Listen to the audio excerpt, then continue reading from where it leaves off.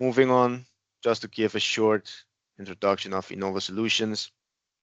Innova Solution is a cloud solution partner here in the Caribbean, the best partner of Microsoft in the Caribbean. First, we start with offering licensed services, but then we have broadened our services by also offering customers IT services and also helping you configure your Microsoft 365 tenant and services and applications. So we have a powerhouse team ready to help and also to provide the best services as possible.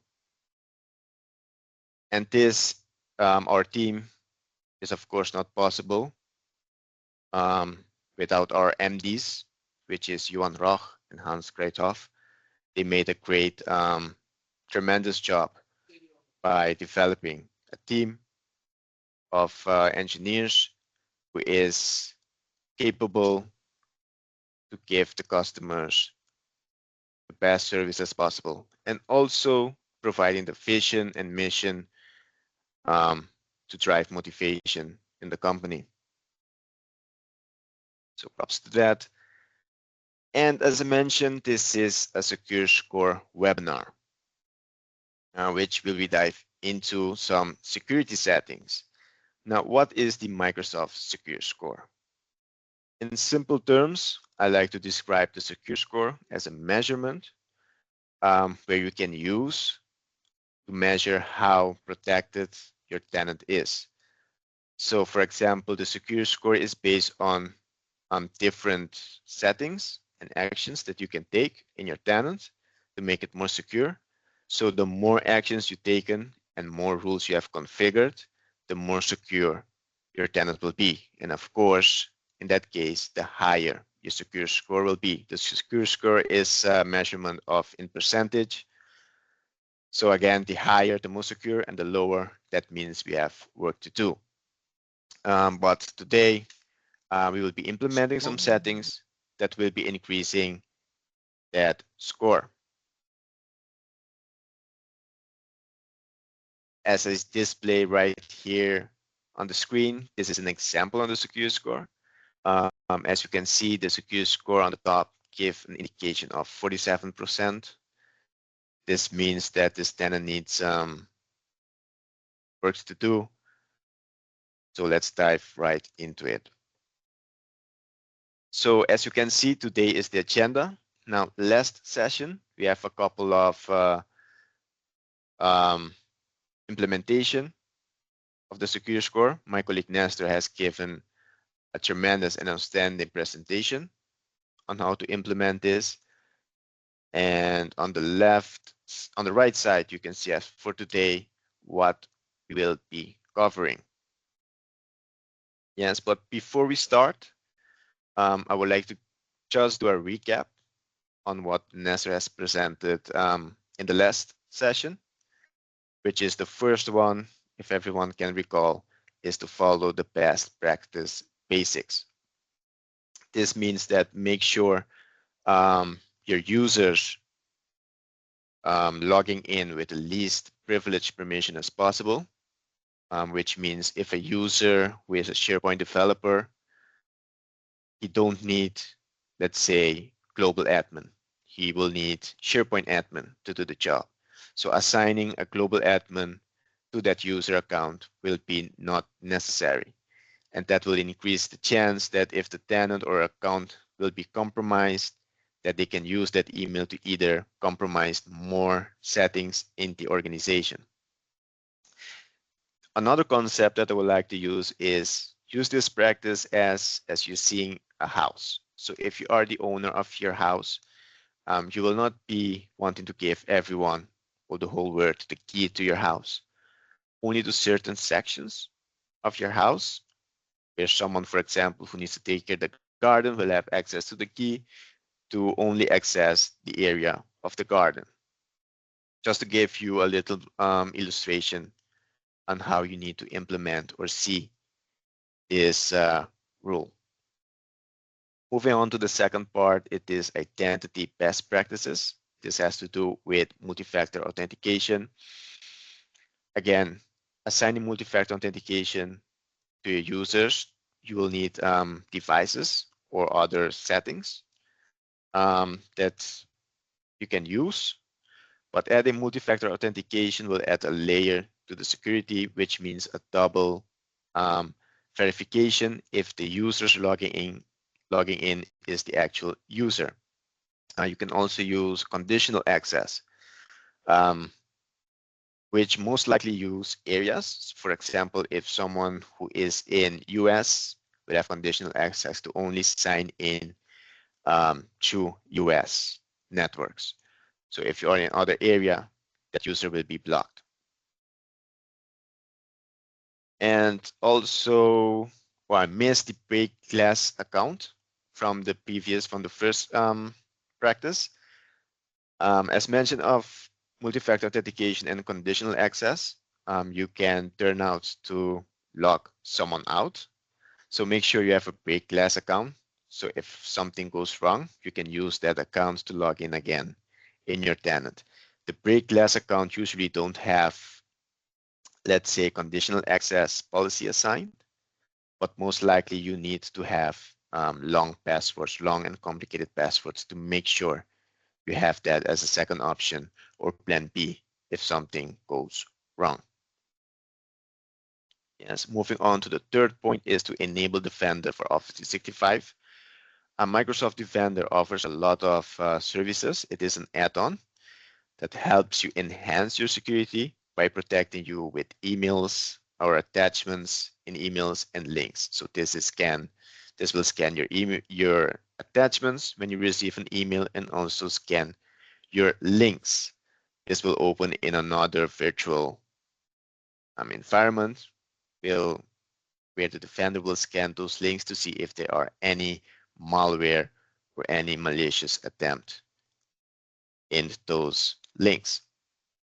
Moving on, we have safe attachments. As I mentioned before, safe attachments is crucial because attachments can be used to provide malware in files.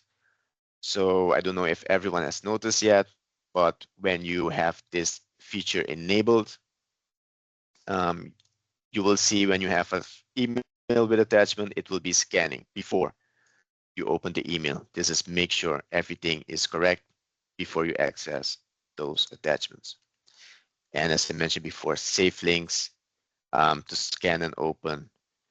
This can be hardly risk. Attackers like to use malware and links, so make sure you have enabled those from the previous webinar. So moving on our first tip of the day is to disable all mail forwarding. Now, mail forwarding can have its benefits, but it can also have its disadvantages. What do I mean by that? Well, mail forwarding can be useful if, for example, I want to read and send emails from another account. In that case, I can enable mail forwarding to that account so that I can reply or read emails. At the other hand, if I have, for example, if I will be out of office in a couple of weeks, I can configure a rule to forwarding emails to another colleague who wants to reply on my emails in my absence. In those cases, I recommend to have those policies and rules documented so that everyone knows the reason for that mail forwarding and also to disable it when you are back. However, mail forwarding, at the other hand, can have also risk assigned to it. So for example, attackers can use, if you have mail forwarding to external accounts, this can be higher risk because attackers can use that information to attack your company or your partners, right? And to disable this, it consists of two steps. The first one, you will need to manually remove all the transport rules that are configured in the tenant. And the second option is to set up anti-spam outbound policy. Now, anti-spam outbound policy is, we will get into it, but just in short about transport rules, you can access that in the admin centers. If you go to the exchange, you will need to go to the mail flow, go to rules, and then see all the rules that have mail forwarding to external users, and you will need to disable all of those rules. You can also check this with PowerShell. I've listed the PowerShell code that you can use to verify if there are any policies created that's sending sending email to external users. Now for the outbound spam, you will need to go to the defender, then policy and rules, and then anti-spam. Now I'm gonna go right here to my screen. As you can see, I am in the admin center. I will need to go to the security tab.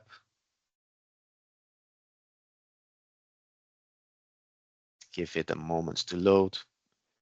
And when everything is ready, we need to scroll down in email and collaboration and select policies and rules. Hey, JB, sorry to interrupt. I just noticed something that we had not planned, but makes perfect sense given what we're doing. Could you go back to dashboard here on the Defender portal? Sure thing. No, in the Defender portal. So go back to the same tab you were on, and on the left you can see dashboard on the top, or home on the top right. Yeah. So we had started with like a 40% secure score, right, last week? And just given the changes we've done since last week, we can see already we have a 74% secure score. So we see already that improvement. Just saw that and thought it was a cool little thing to mention to the attendees. Also, I understand you're turning off outbound mail forwarding, but this still allows for internal mail forwarding in case, for instance, someone leaves the company and you need those emails forwarded to someone else. Is that correct? Correct. Awesome. So I won't bother you. I'll let you show us how to do that. Thank you. No problem. And just a quick note about Secure Score. So Secure Score, it's great that you keep monitoring this every week, as Nestor has mentioned. And the reason for this is, although you're implementing security, you have also hackers that keep innovating. So they will find other ways to compromise your tenant. And Microsoft, at the other hand, needs to keep up with providing its customers with the most secure measurements. So therefore, Microsoft will also implement new rules that you can configure in your tenant. So maybe you could have 74% right now, but next week it could be, like, for example, 70% or 60%. So the secure score is something that you need to keep monitoring on a daily basis. And now if I jump back to the policy and rules, the threat policies, we will need to go to the anti-spam. So in the policy section, in the anti-spam section, give it a bit to load, and we can click here. As you can see, anti-spam outbound policy. We can go ahead and click that. You see a new screen popping up. Here at the bottom, you can see edit protection settings. You can go ahead and click that. And we'll have here the settings. Now, this is currently turned off. However, normally you will have this as automatic system controlled. Now, before, this setting means that it was on the same equivalent to forwarding is on. However, Microsoft has improved this and changed it to make it off forwarding. But in my opinion, and for best measurements, I do recommend to have this always as off. This means that no one can configure any rule to send mail forwarding to external recipients. And when everything is done, you can also click on notifications. This will send certain notifications to you to, for example, if in case you have received or someone did configure it, you will have, let's say, a notification. So you can add your email address or the one from, for example, an admin or a group email where each admin will have access. And you can proceed to click on Save. And that's about it. And now you can close this section. And now you have created your rule to disable any forwarding to external users. Right? Now let's jump back to our presentation. As you can see, instructions are also listed in the PowerPoint so that you can also follow it later on. Moving on to the second tip, which is to enable attachment types filter.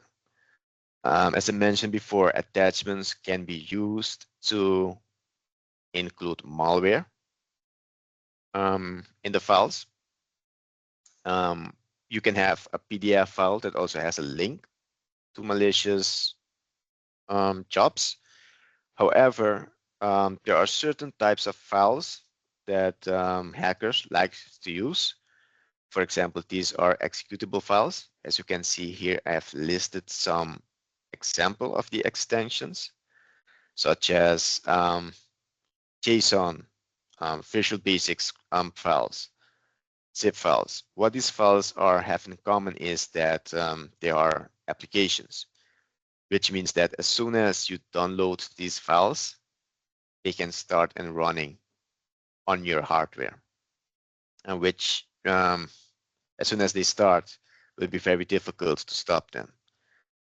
So the best option is to, in your tenant, disable these type of files that users can send to your users or in your email address. And to do this, I'm just gonna switch right back in our tenant. To do this, we need to head back to the Defender dashboard.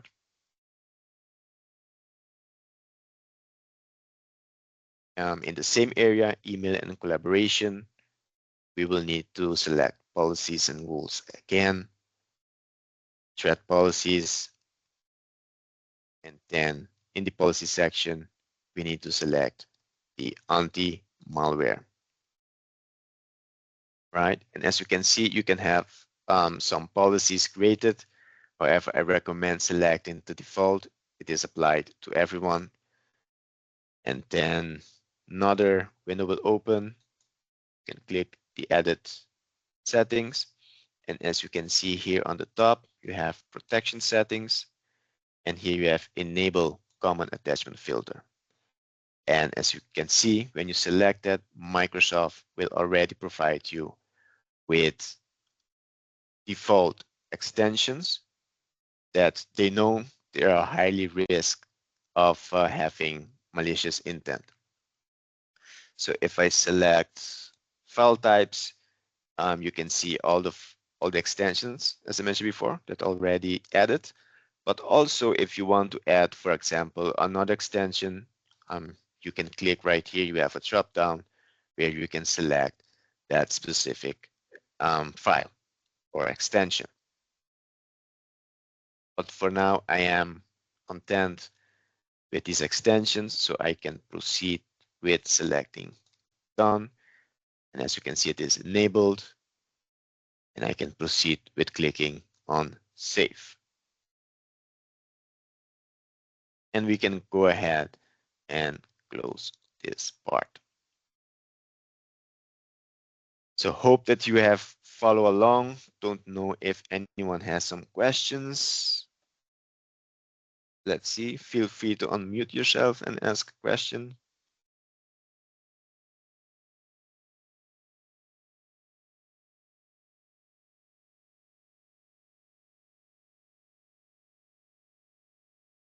There isn't any particular question. I'll take this opportunity to address a question posted earlier.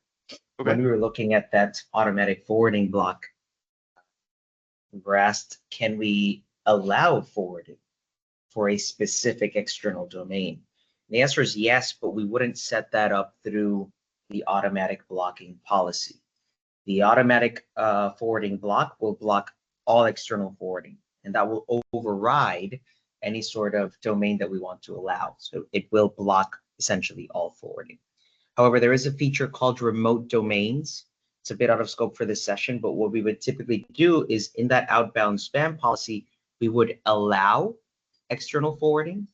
And then through remote domains, we would then block all domains except a list of known good trusted domains.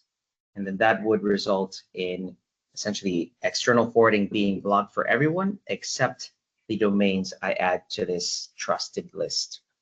There's documentation on this I'm trying to locate so that I can share in the chat, but it is something that can be accomplished, just a different method. All right. Thank you, Nestor. Cordy, I hope that I've answered your question. If not, feel free to reach out to us so that we can provide you. Okay, great. All right, so far so good. I will move to the other point. As you can see, we have listed the steps that you need to take. So feel free to check that out later on. So the next tip is to enable MailTips, right? So what are MailTips? The MailTips are informative messages that display on the top. I have listed an example below when you are composing or sending an email, right? And what this does is when you are composing an email, the MailTips will analyze that email and at the same time will send a web-based call to the server. So then the server will send a list of MailTips that comply or match the email that you are sending. For example, if you are sending an email to, for example, someone who is out of office, the MailTip will analyze that, notice it, and then send you, let's say, a message telling you this person is out of office. So maybe you can double check or think twice if you still need to send that email. So as you can see here, we have some benefits of MailTips. The example are that it can increase your productivity. As I mentioned before, if someone is out of office, they won't be able to reply. So it will send you a notification telling you, hey, this person is out of office. Maybe you could send someone else. But not only that, right? We also have non-delivery reports. This is when someone has their mailbox is full. They cannot receive any more messages. This can also display on the top. Or if you are trying to send an email to someone who is not anymore working at the company, it will also notify you. And the most important part is when you are trying to send, let's say, emails to restricted recipient, right? It will also notify you. So you not waste your time creating, let's say, depending on how long your email is, and then to receive the message that the email was not delivered. And the most important part of the MailTips is it is help prevent you data leakage. So as you can see, for example, it also analyzes if you are sending an email to external users, right? Or large distribution groups, or even if you are replying to someone that has included you in a BCC email. So it also notifies you on those areas, which means that you will not be sending sensitive information to users who doesn't have permission to see those information. So for implementing MailTips, you will need to use the PowerShell module. I have listed the steps in the PowerPoint presentation on how you can follow along and run that PowerShell. Do keep in mind that PowerShell requires you some additional steps prior to run this script. What I did is I also include a link for the members who didn't use PowerShell um, or not, is not familiar with PowerShell. They can use this link to have a guideline on how to implement PowerShell. The guideline is simply very straightforward. You need to download and install the modules and then connect. As step 2 on the slide, connect to your Exchange Online. It will prompt you to sign in to your tenant. And also if you have multi-factor authentication enabled, you will need to authenticate.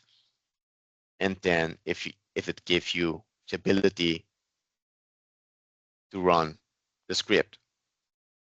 I will put an example on the screen to see how you can run the code.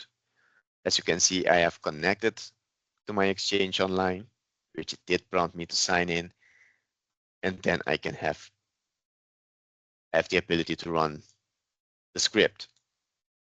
Just in short, as you can see here, MailTips enabled is true.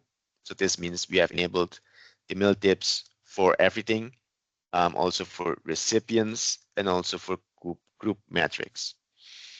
And last, you can also see that the MailTips for large audience is also configured and is set to 25. What this means is that if I send an email that is more than 25 users or recipients, I will see that MailTips tell me it is too high or needs to decrease the recipients. This is totally up to you or your organization policies, the amount of recipients that you consider high or low. Most of the cases, if you are a small company, maybe you wanted that amount to be lower. If you are a much bigger company, that amount can be higher. But it's based on what are your policies in your company. Yes, so far so good. I don't know if anyone has any question regarding MailTips. Feel free to raise your hand or drop us a question in the chat.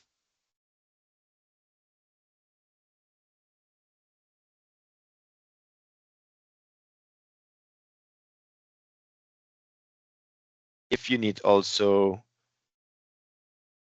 additional help or further help with configuring Exchange Online PowerShell, feel free to reach out to us. We will help you implement the PowerShell also.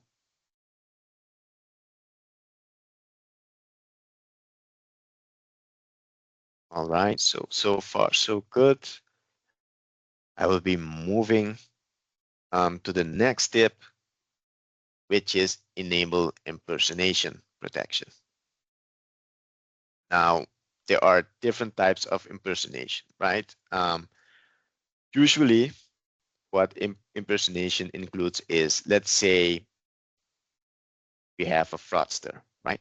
This fraudster will research your organization, right? See your website, for example, and now he knows who is your CEO and who works in the accounting department. What this fraudster will do is he will pretend to be someone in your organization. And the way he does that, it will create a fake account that is similar to your organization. As I listed here before, we have our CEO, which is Skippy, and he has his account, which is skippy@contoso.com. Most of the cases, the hacker will try to create an account that is very close to its original account, which is skippy@contoso, but another so at the end.com. Usually, maybe you can sit back and say, okay, that will not work with me. I will notice that immediately. However, there are hundreds and hundreds of people that fall to that trap every single day. And what Microsoft did is they have enabled a feature that you can turn this on, which I will be about to showing you in just a moment. But let's say this is very, you need to, let's say, take precaution about this, because if someone who is busy, they will see an email, for example, with this account, they will not, take a moment to verify that email.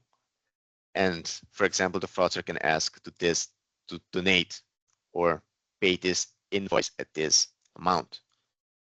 So let's say, for example, I'm in the accounting department. I notice my email of the CEO. So I'll proceed with paying that amount to that account. Yes. And you have two types of impersonation. You have impersonation of domain, but also you have impersonation of user. The impersonation of domain is what you can see here at contoso.com, but you can also have user, which is Skippy. They can create another account with Skippy, but with another domain, but it still give you an impression that you are talking with your CEO. And do keep in mind for impersonation, you will need the Microsoft Defender Plan 2 license in order to implement this. All right. So let's switch over to our demo environment. To implement impersonation, you still needs to be in your Defender, Microsoft Defender portal. So in the admin center, I will go ahead and select security, which will open the Defender portal.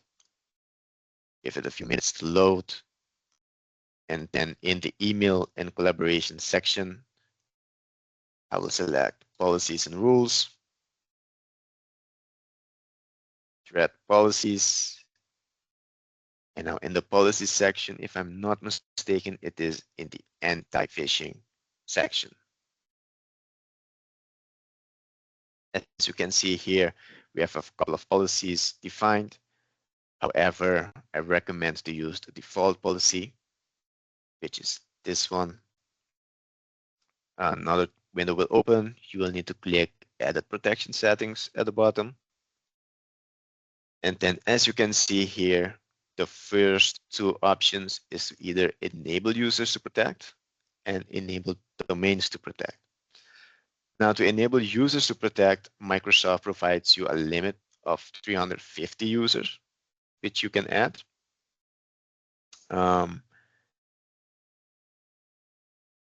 If you are a big company, if you are a small company that doesn't have more than 350 members, I will suggest adding everyone in this rule. However, if you are in a big company that exceeds, let's say, for example, the 350 users, I will suggest adding the email address of the most important users or users who is prompt to get to be impersonated. For example, the CEO, the accounting users, or other managers in the company, right? So to enable this, you can click on Manage Senders. As you can see at the bottom, you can click on the Add User, and then, for example, you can add a name. In this case, I will add my email address, and I will click on Add. So this will be protecting this user. Now, something to consider about this. Just to give an example, let's say, for example, our CEO is Mr. Sandman, right? Now, Mr. Sandman at home would like to send email from his personal account. Now, if he's sending email, if I add this account or user to this policy, and if he sent email to it with his personal account at home, it will not be delivered to the recipients. The reason for this is it will notice the user and then it will block this. However, I do not recommend to send any email other than your business or Office 365 account. However, in some scenarios, if members or CEO would like to use still their personal account, you can go ahead and add their personal account also to this rule, which will then add that account to this rule to protect that user. So it will see it is included in the account, so it will bypass that rule. Just a small thing to take into consideration. Forgot to click add. Make sure you click save to add that person to the rule. And as you can see, it has been saved, and you can click on done. Right, so now we have we can click to enable users, and now as you can also see, we can also enable domains to protect. For this section, I will suggest adding your tenant domain, which I will be using.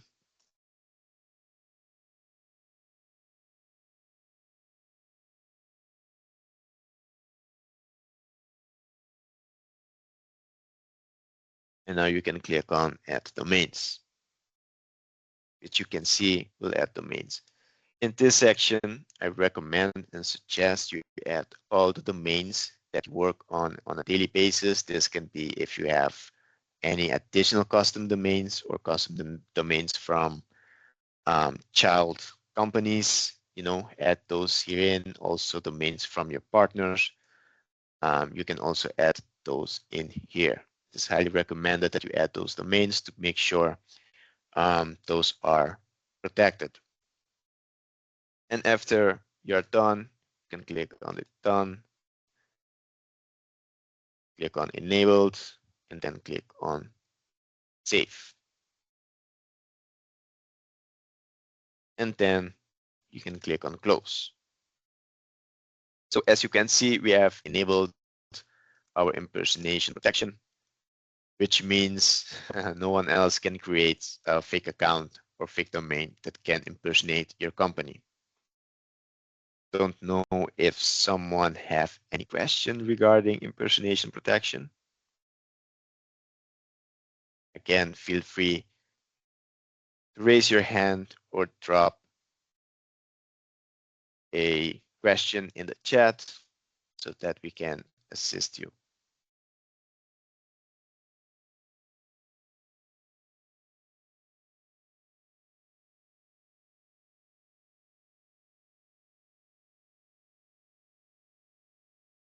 All right, I take this as a no. So far, so good. And in the presentation that you will be receiving at the end, you will have all the steps that I have follow for the impersonation protection.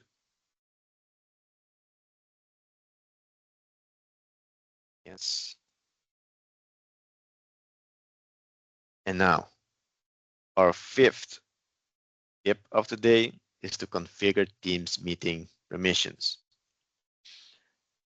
Now, you might be asking why this can be an option.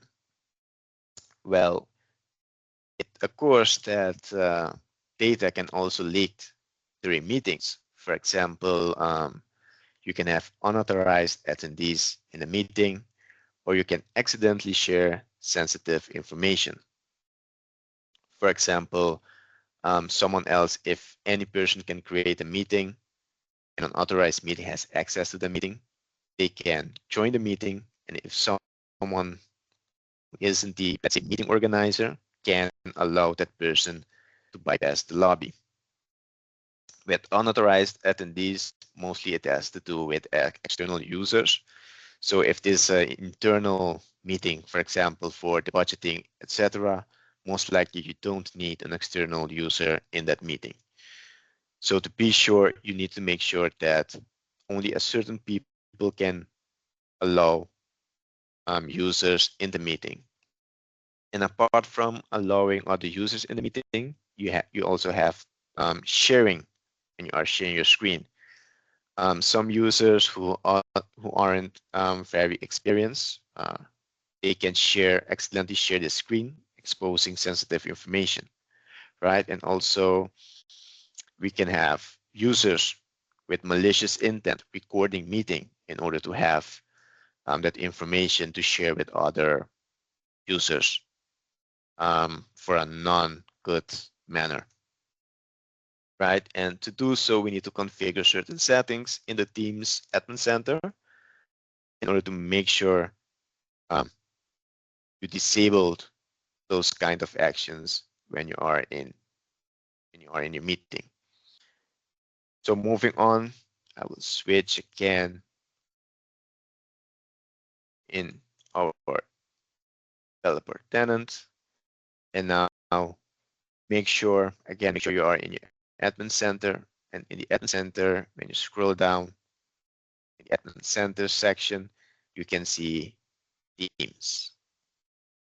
So you can go ahead and select Teams. This will open the Teams admin center where you will have certain rules in Teams. You will need, for this part, you will need to select the meetings section. You can click the drop down and access the third option, which is meeting policies. So I'll proceed with clicking on that.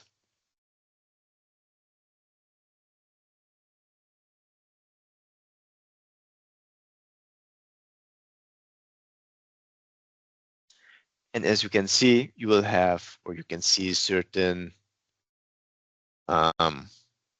policies created. Now, these other policies, usually you don't need to mind them. Microsoft has already disabled those because most likely you will need to use the global policy. This works for everyone. So I will suggest to configure that rule using the global policy. So to do so, we need to click on the policy. Then you will have certain options, right? However, to disable, we need to do two things. We need to disable or specify who can allow people in the meeting and who are allowed to present. So to do so, we need to go to content sharing. So we need to scroll a little bit to the down. And as you can see here, we have who can present. As you can see, it is now configured to everyone. Again, if everyone can present, they can accidentally share sensitive information, which cause other users to see and use that information to attack your company.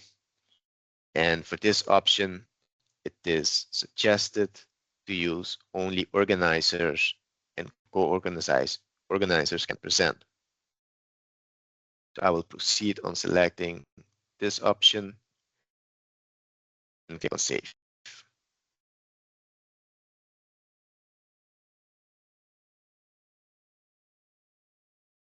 Give that a moment. However, we are still missing one step, which is who can be allowed in the meeting. And as you can see, a little bit down, we can see meeting, join, and lobby. And as you can see here in the middle, right in the middle, you can see who can bypass the lobby. And you can see people in my organization and guests, which is again not the best option. For this, I only would like people in my organization or people who are invited, which is the last option, to be available in the meeting. This will make sure I restrict that no one else other than the one who were invited can join the meeting. And I will click on save also, save the settings.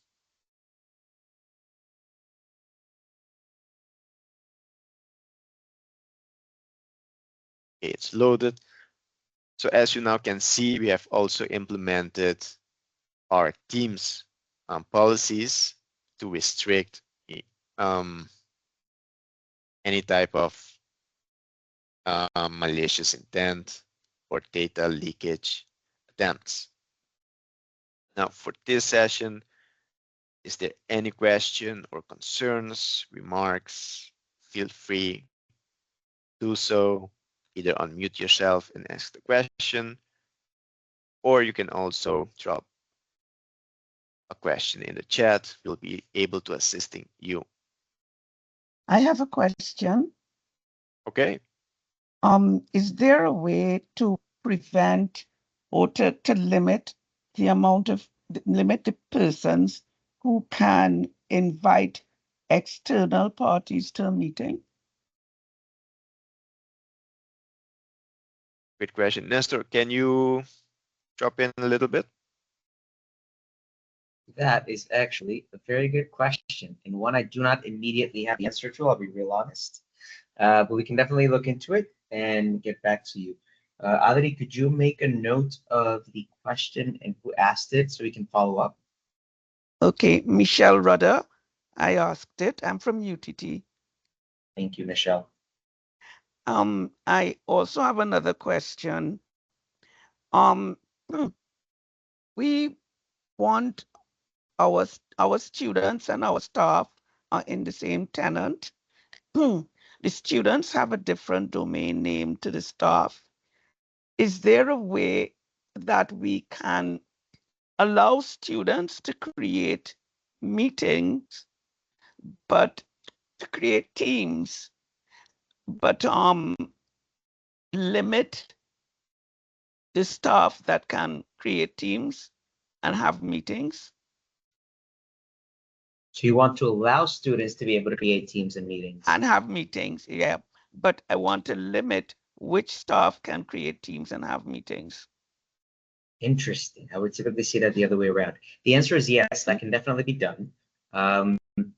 Teams is especially Teams governance. That's more governance than it is security.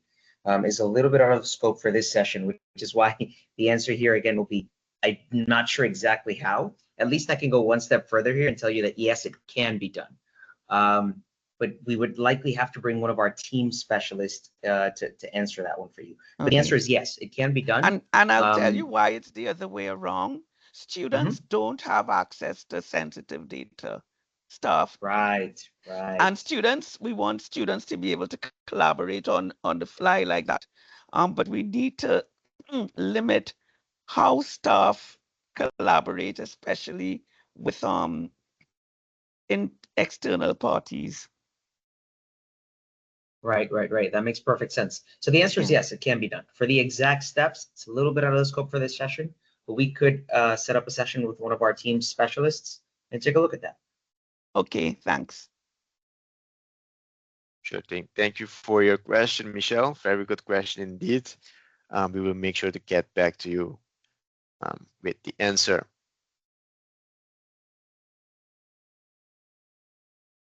Just want to give a moment if someone else would like to ask a question, please free to do so.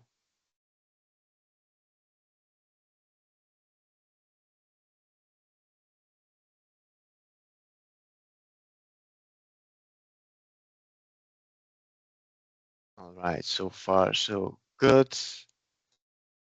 So those were the, get back to the presentation. Those were the tips that we had for today. And for bonus, seeing that we are on time, we have a couple of bonuses that we would like to also give you. For example, the first bonus is alert on new mail forwarding rules.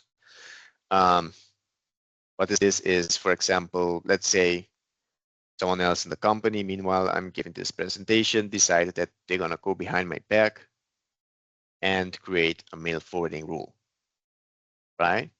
What I can do in that case, just the best practice, is to create a rule to send me a notification whenever someone has enabled that rule. And to do so, just to follow the steps, we need to go to the security section, Microsoft Defender portal, go to the email and collaboration, policy and rules. You will see the alert policy. And when you click that, you can see a new tab will open. And then you can click on new alert policy, which take you to this screen where we can insert some info.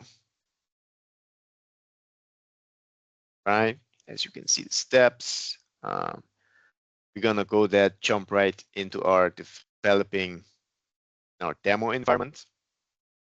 As the step mentions, we need to go to the security tab, Microsoft Defender portal, scroll down to the email and collaboration section, and click on policies and rules. In the policy and rules section, you will need to go ahead and click on alert policy. Give it a moment to load.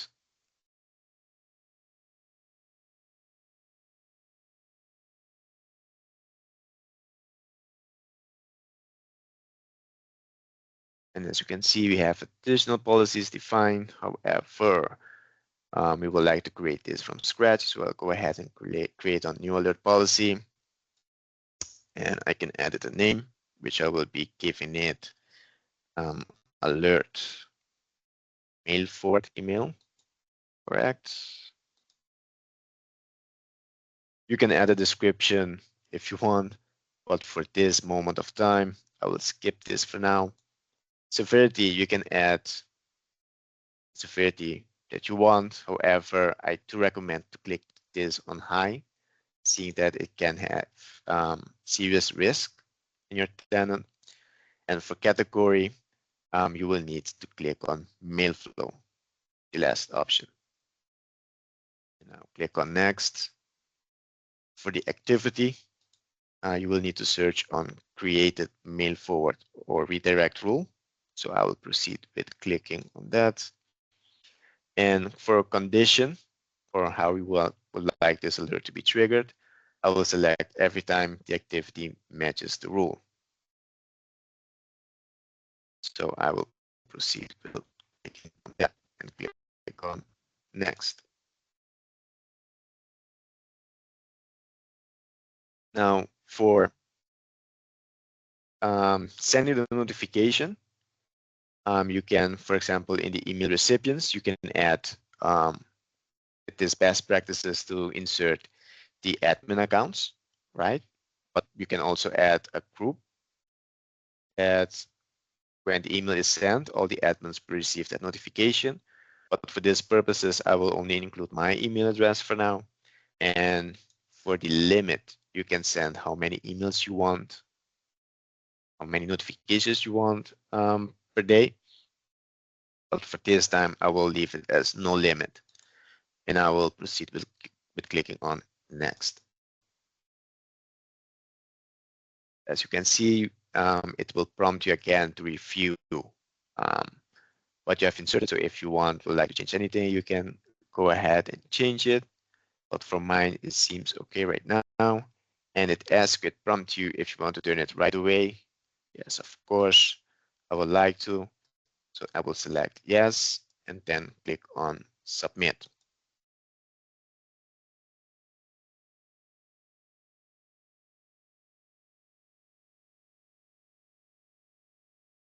We're gonna give it a moment to load, to save.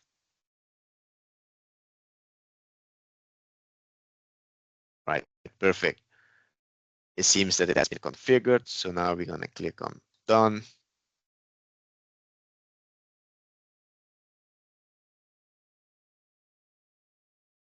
And there we go. We can see that we have created our alert policy. And also we have turned it on immediately when we created the policy. However, if you didn't want to enable that immediately, when you are back in the alert policy portal, you do have this toggle that you can toggle for each policy.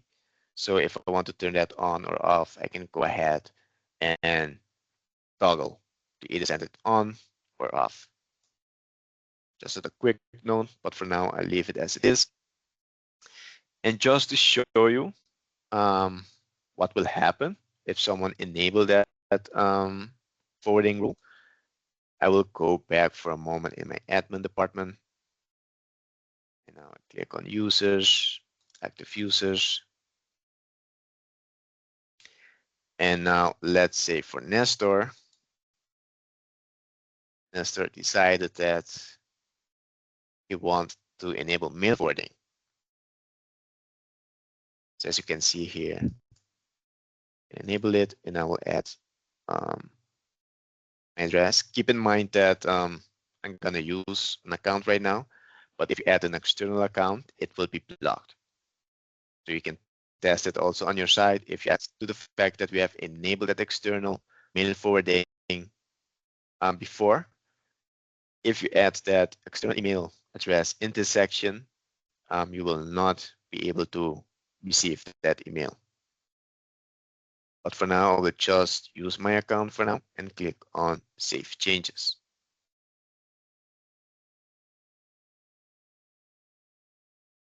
As you can see, the mail forwarding has been updated.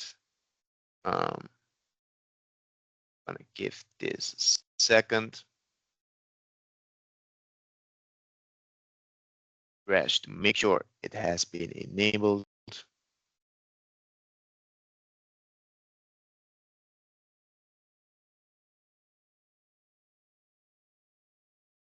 Okay, here I can confirm it has been applied.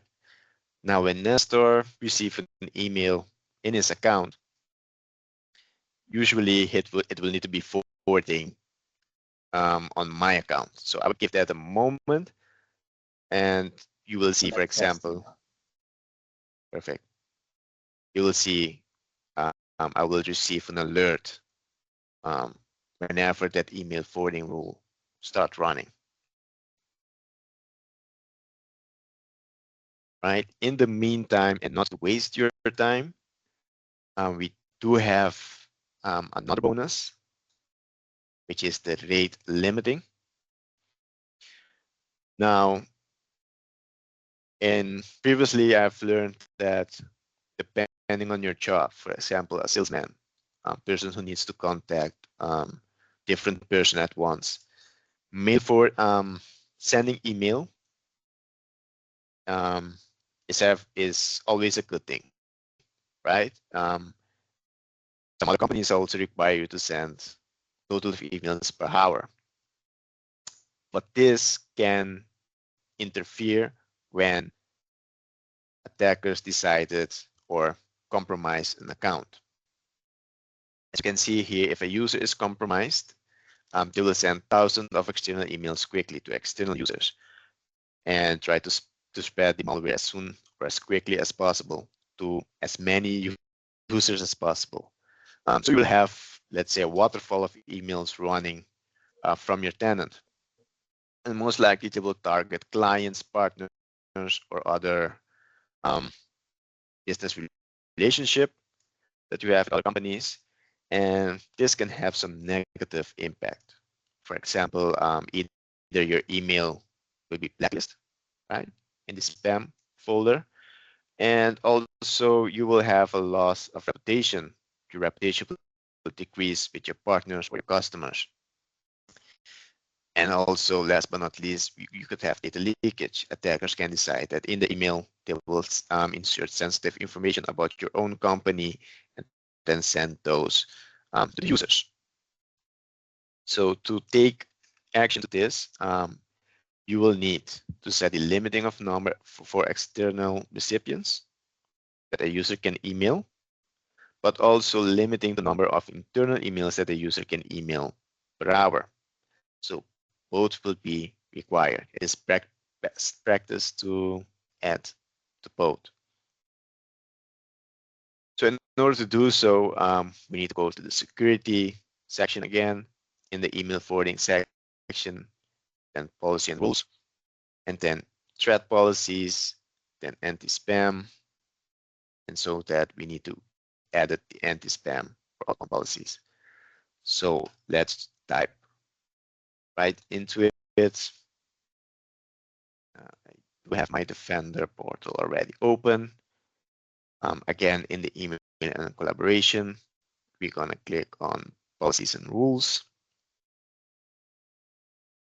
I'm going to select the first option, which is red policies.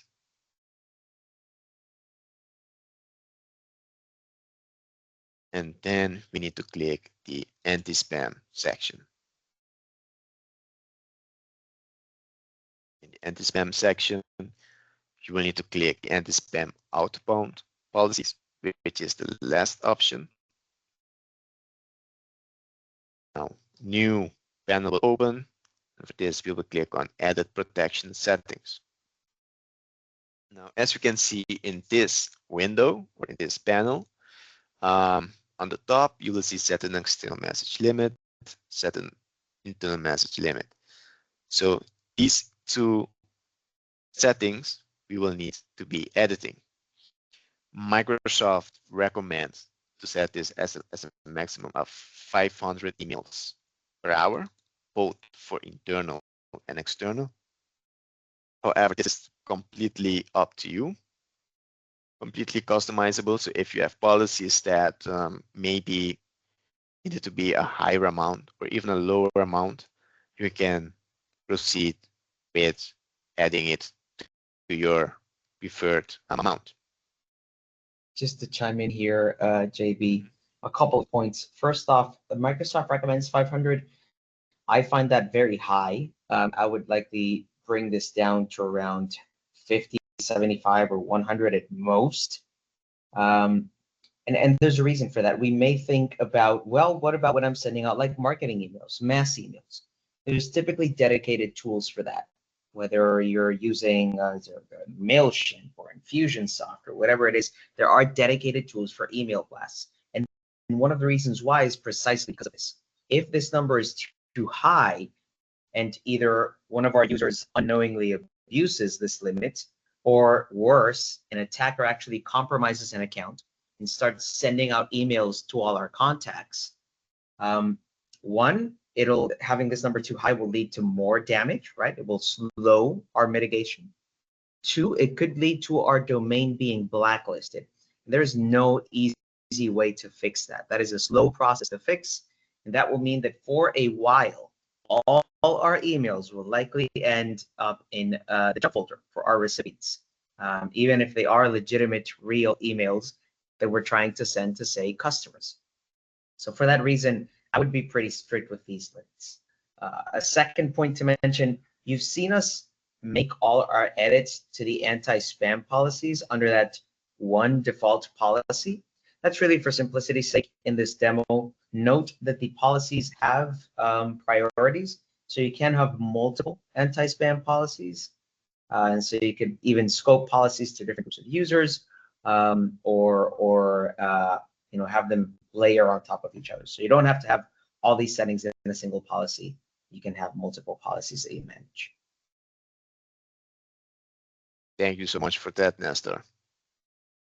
So yes, I also agree with Nestor. The less is preferred. So not use the 500, but use the 100. Microsoft suggests 500, but as Nestor mentioned, 100 to 50 is preferred and the most safe option. So I will go ahead and save these settings. And now there we go. So we have limit how many emails a user can send to external and also internal accounts. Now, if I switch back to the presentation, does anyone else has any question, remarks, or concerns regarding external recipients and the limiting rate?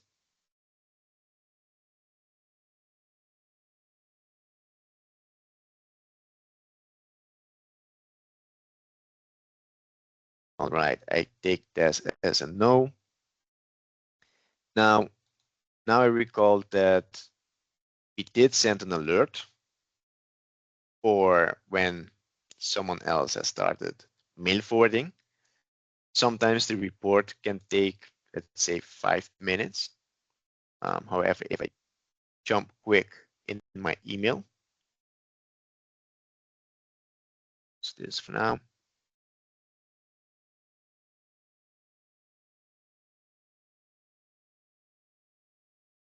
So these alerting rules, yeah, sorry, there it is. These alerting rules run every 5 minutes. That's why it can take up to or around 5 minutes to see the alert coming. This, at the very least, we're seeing that the forwarding has happened. So I sent from my Innova Corporation email, an email to the Innova SD tenant, which is this demo tenant you're seeing. And it was automatically forwarded to JB. So we should see within the next few minutes, one of those alerts popping up, letting us know, hey, this email forwarding is happening.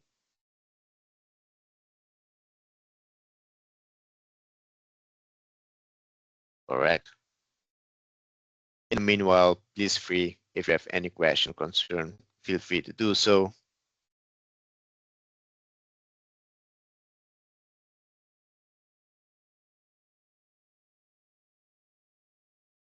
While we get that, you can see earlier today we were doing some tests of precisely this policy. So we can wait for it to come in, but you can create different severity levels. We're playing around with that. You see one there that's just informational, but right below that, you see one that is high. Mail redirect, mail forwarding, I would typically consider it a medium or even a high threat. It's a very common tactic in email compromise attacks to redirect all emails to the compromised account somewhere else so that the end user doesn't realize their account has in fact been compromised. They just start realizing, strange, I'm not receiving any emails today. But they're just being sent elsewhere. So because of that, I would consider that a high alert.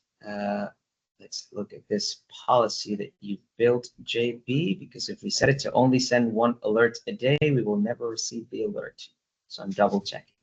But this is what it would look like. We can have these alerts sent to the users that we determine. And that could mean that we can even send it to a SIEM or other similar platform where it's automatically, received, processed, triaged, and any additional actions are taken as a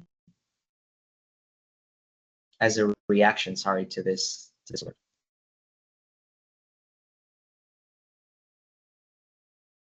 Perfect.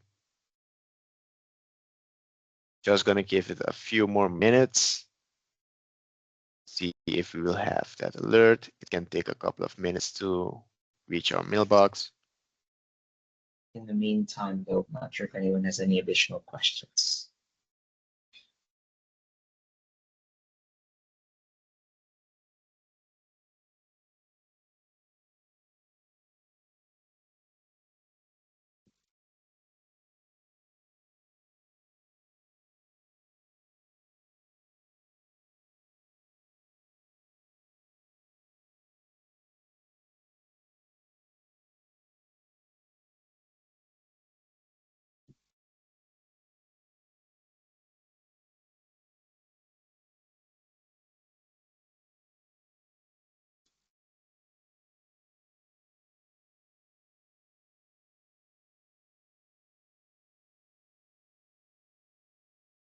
All right, if there are no more additional questions, JB, and while we wait for that alert to come in, maybe we can talk about our wrap-up slides, right? So additional services, next steps, that sort of thing.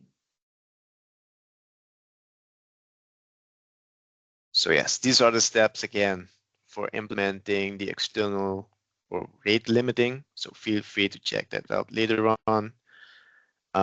Moving on, we have reached the end of our webinar. I hope this was very informative to you and we have used your time as good as possible. If you have any questions, feel free to reach out to any one of us.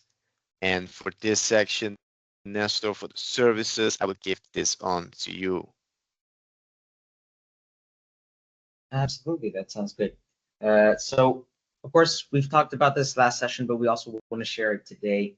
We've looked at a lot. It's only really the tip of the iceberg, right? We've looked at essentially the getting started policies to M365 Secure Score into securing your tenant. So it could be that you say, well, that's well and dandy, but the reason I joined this tenant is because I want more help. I want someone to give me a hand to implement these things. And there's a couple of things we can do for you there. First off, if you're looking at AI specific policies with the advent of Copilot and all these additional AI tools, it's very important that you are aware that users want and are using these AI tools. If you are not providing them for your users, it is very likely they are trying to circumvent you and go get those DeepSeeks, those Chat GPTs, those Copilots on their own, likely using the free versions, which is potentially problematic. So how do you stop users from doing that? And if within budget and allowed policies, allow select users to securely have access to these tools? Well, that's what our Cloud Plus Copilot security assessment is all about. It helps compare your tenant against base Microsoft 365 best practices. And then it also goes ahead and goes a step further for AI specific best practices for things like a secure Copilot deployment. We will go ahead and include recommendations for how your team can get started deploying Copilot, both quick, short-term implementations we can do, as well as long-term sustainable policies to make sure not only is your data today secure, but as you continue to generate and create more data, you continue to use and leverage these tools securely. Moreover, we have ongoing services. So this is an assessment with some implementation included. It's a single thing, it's a project, we do it, we're done. We can continuously help monitor, backup, and secure your tenant. And we do that through two services from what we call our Guardian 360 family. One service is Data Backup and Protect. Its name is self-explanatory. We're going to go ahead and back up your Office 365 data. Specifically, we're backing up Exchange, which includes mail, contacts, calendars, and tasks. We're going to back up OneDrive. We're going to back up SharePoint. We're going to back up Teams. And we do that with a fixed per user per month fee. This can be managed by your team or managed by us. And there are no costs for data storage or retention. That is, storage is infinite, retention is infinite. You just pay a fixed per user per month cost. We also have our Guardian 360 security management service, which is more focused to today's topic, to security. And really, we start there by choosing a secure baseline for your organization. Are there any particular regulations that apply to you or any particular baselines that you want to adopt? Maybe you work with US-based organizations and you want to adhere to like NIST recommendations, or you like the Center for Internet Security's recommendations, or you want ISO 27001. We can choose these baselines, map out their controls to Office 365 configurations so that we can understand what's necessary to configure. And then we'll start by running a report showing you, hey, this is where you want to be, this is where you currently are, and these are the gaps.